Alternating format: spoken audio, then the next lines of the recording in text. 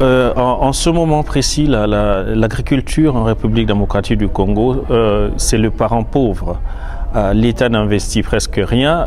On est autour de 2% seulement du budget national en termes d'investissement gouvernemental dans l'agriculture. Et en plus, on a beaucoup de petits fermiers qui ne sont pas organisés et qui ne constituent pas alors une force pour défendre leurs propres intérêts.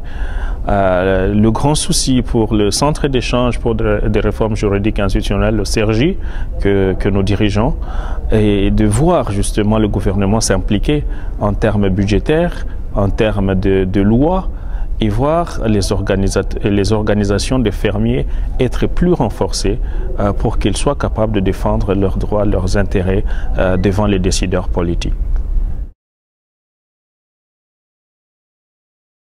Aujourd'hui, tous les rapports des Nations Unies, tous les rapports des grandes organisations internationales affirment que la République démocratique du Congo meurt de faim. La population est la plus affamée du monde. Ce n'est pas acceptable parce que le pays a beaucoup de potentialités en termes de sol, en termes d'eau, en termes de pluie et de très très bonnes saisons.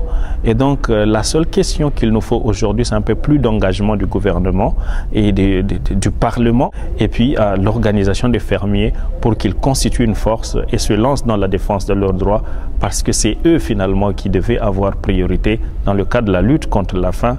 Dans les 10-20 ans, je crois que l'agriculture sera l'activité principale productrice de revenus pour le pays, mais aussi l'activité qui contribuera le plus pour la lutte contre la faim et la pauvreté en République démocratique du Congo.